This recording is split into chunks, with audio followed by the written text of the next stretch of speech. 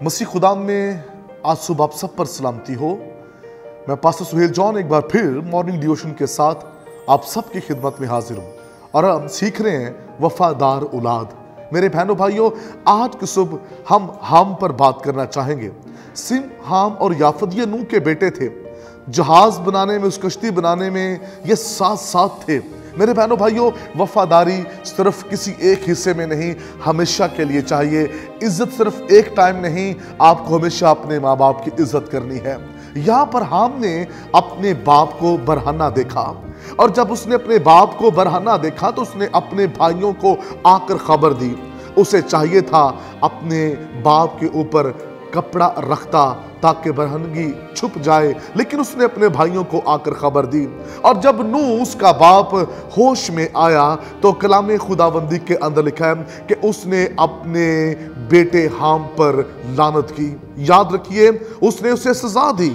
ये सब चीजें उस वक्त होती हैं जब हम नाफरमान होते हैं। ऐसे बेटे, ऐसी बेटियां जो अपने माँ बाप की इज्जत नहीं रखते, वो बेटियां बेटे दुख पाएंगे। जो बेटियां और बेटे खुद डिसीजन लेते हैं और अपने माँ बाप को मुआशरे में बेइज्जत करते हैं, उनकी इज्जत को और उनके मुकाम को वो जलील कर रहे होते हैं, ऐसे बेटियां और बेटे दुख पाएंगे। आज सुबह फिर मैं कहना चाहता हूं, वो बेटियां और बेटे जो ताबेदार नहीं है और जो अपने बाप की इज्जत नहीं करते, और ऐसे बेटियां और बेटे दुख पाएंगे। हाम को चाहिए था कि वो अपने बाप पर कपड़ा देता, ढांकता, लेकिन उसने अपने भाइयों को खबर दी। याद रखिए, ऐसे ही जब अपने माँ बाप की इज्जत नहीं करते, नाफरमानी में बहुत कुछ कर रहे होते हैं, तो खबरें बहुत दूर तक फैलती हैं और फिर आपके माँ, आपके बाप की कितनी बेइज्जती होती है। कभी आपने सोचा कि जब हम बाहर बुरा कर रहे होते हैं, आपके बाप को किस निगाह से लोग देखते हैं? कहते हैं, हाँ ये है जी उसका बाप, ये देखिए उसका बाप गुजर रहा है, इसकी बेटी क्या रिलेशन वहां ऐसा है, इसका बेटा बाहर ऐसा करता है। और आप जानते हैं, आपका बाप जब बाजार में से गुजरता है, आपकी वजह से वो अपना सर झुकाकर चलता है। क्या आप अच्छी औलाद हैं? अच्छी औलाद वो है जिनका बाप उनके अच्छे किरदार और कामों की वजह से सर उठाकर चले।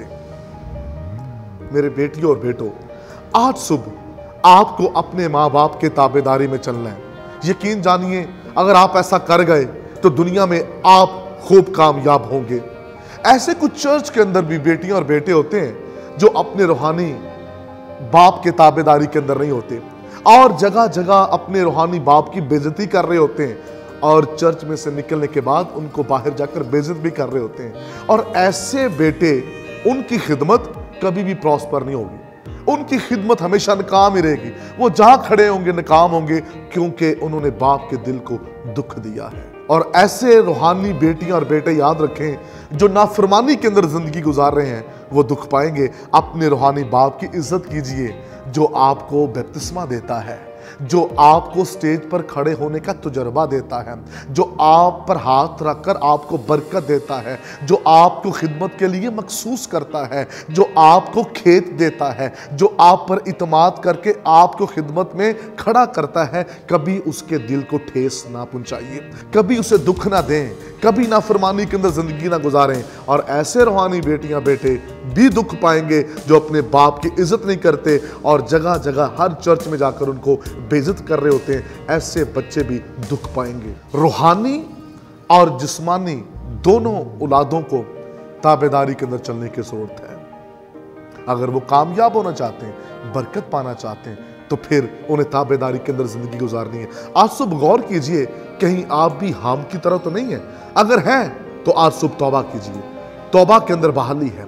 तौबा करके अपने बाप से माफी मांगे, वापस लौट जाइए। खुदावंद आपको बहाल करना चाहता है, खुदा आपको जोर देना चाहता है। अपने गुनाहों का इकरार कीजिए। खुदा इस कलाम की वसीला से आपको बरकत दे। मेहरबान आसमानी बाप, आज की मेरी दुआ है, रूहानी और जिस्मानी औलाद ए खुदावंद वफादार हो जाए और ताबेदारी के अंदर जिंदगी गुजारे ताकि उस मुकाम को हासिल करें। यीशु नाम में आमीन।